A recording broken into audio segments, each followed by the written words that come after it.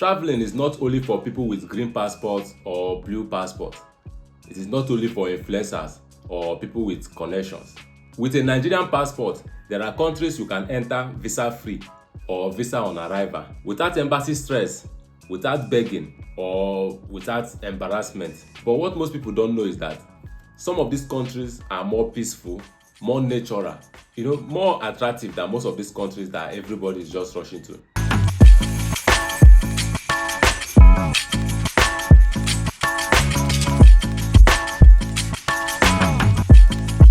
But before you travel, there are things you need to understand clearly.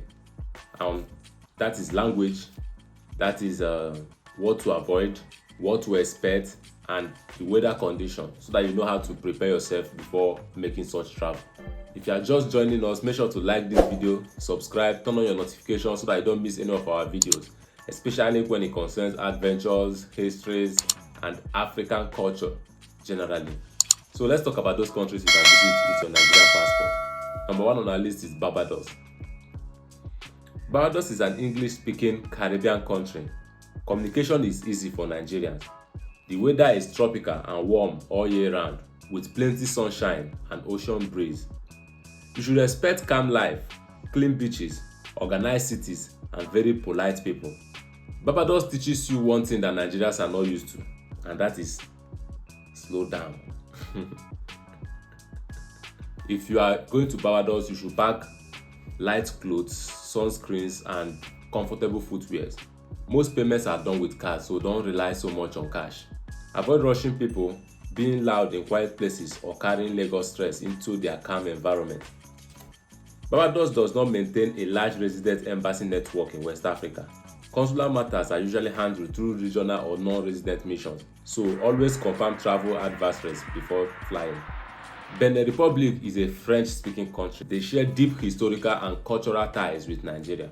The weather is hot and humid, very similar to southwest Nigeria. As a Nigerian going to Benin Republic, expect familiar food, familiar lifestyle, and strong historical sites tied to transatlantic slave trade.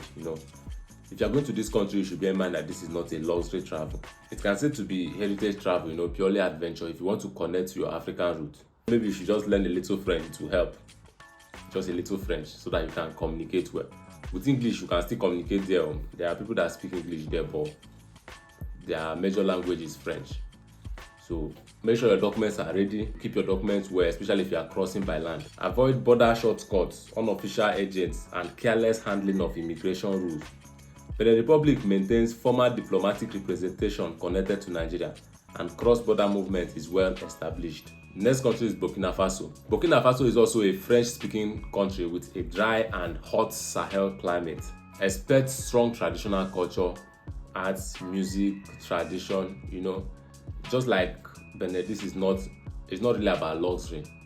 Most of these travels, they're not about luxury, it's about identifying with the African roots. So if you want to really identify with your African roots in its authentic form, Burkina Faso is one place to go. Prepare modest clothing, basic French understanding, and follow security updates closely.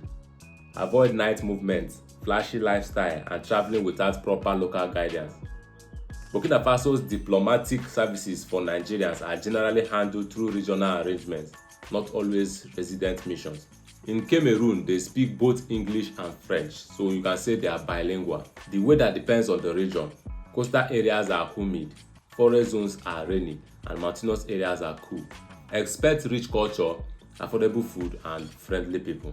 If you are going, you prepare comfortable shoes, light jackets for colder regions, and cash. Cash, very important. Avoid political discussions and late night movements in unfamiliar areas. Cameroon maintains established diplomatic relations and representation linked to Nigeria, making coordination easier for travelers.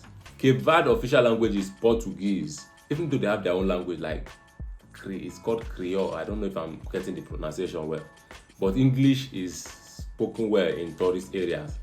The weather is mild and breezy, not too hot, not too cold. Expect peace, cleanliness, safety, and island lifestyle. Crime rate is low and movement is easy. If you are going, you go with your beach wears, light jackets for evening, and prepare for card payment. Don't expect the loud nightlife. This is a slow life country.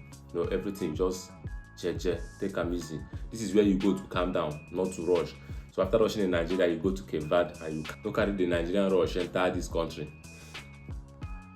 In Chad, they speak both French and Arabic. The climate is very hot and dry, especially in the northern regions. Expect raw African experience, traditional lifestyle, quiet towns, and untouched nature like Lake Chad.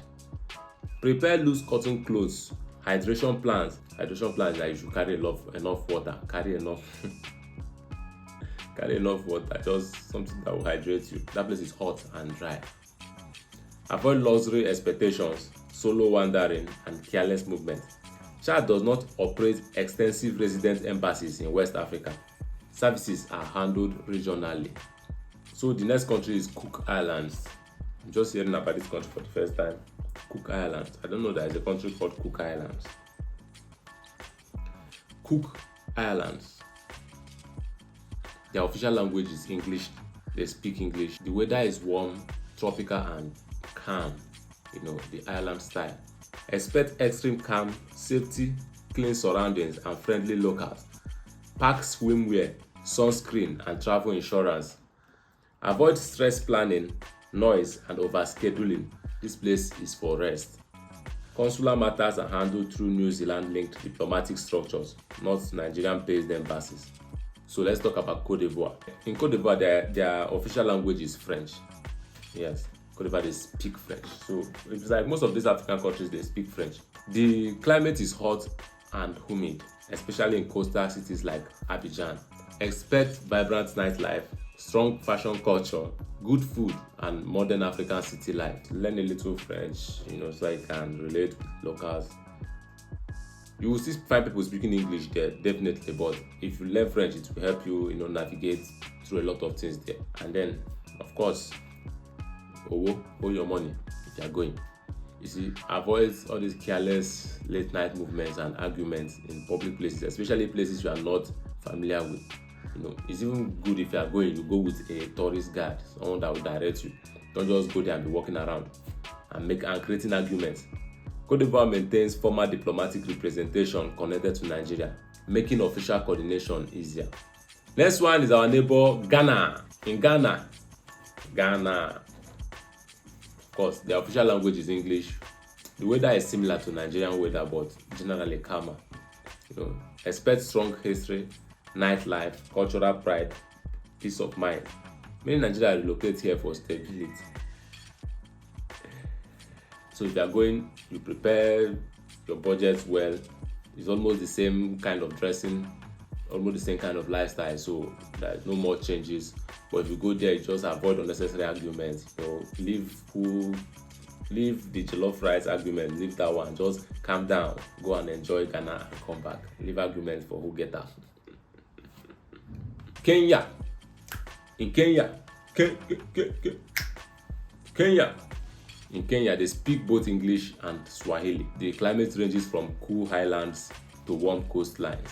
If you are going to Kenya, you expect to see the safaris, the wildlife safaris, the modern cities and beaches. If you decide to visit the safari, you should make sure you follow guidelines. Follow the instructions of the person guiding you people. Don't just go there and try to do your thing. So that's it. Rwanda, they speak English, they speak French, and they speak Kinyarwanda. Yeah, I think I got the pronunciation right. The weather is cool and fresh, especially in Kigali. If you are going there, you expect cleanliness, you expect discipline, you expect safety, and you expect organization. Everything is organized. If you are here in Rwanda, you make up your mind that you follow rules strictly and you dress responsibly. Avoid littering, disorderly behaviors, or breaking laws. Since they are more, the laws here are strict, so you should pay attention to it. Don't just go there and be loose. These are not the only countries you can visit without a visa. So far, you have your Nigerian passport. But for what of time, I will just list others in the description. The world is bigger than London. It's bigger than Dubai. Most of these places that people love to travel to. Many of these countries that I listed may not have embassies in Nigeria, but travel today, walk through regional diplomatic systems, airlines, and online verifications. What matters most if you are traveling is proper planning, cultural respect, security awareness, and try not to carry the Nigeria rush into the just calm down. Just try to learn from anywhere you're going to, because sometimes the places people don't even talk about, those are the places that change you the most. So if you found this video interesting, helpful, and entertaining, do well to like and subscribe to the channel. And until next time, my name is Thank God, and this is SY Times.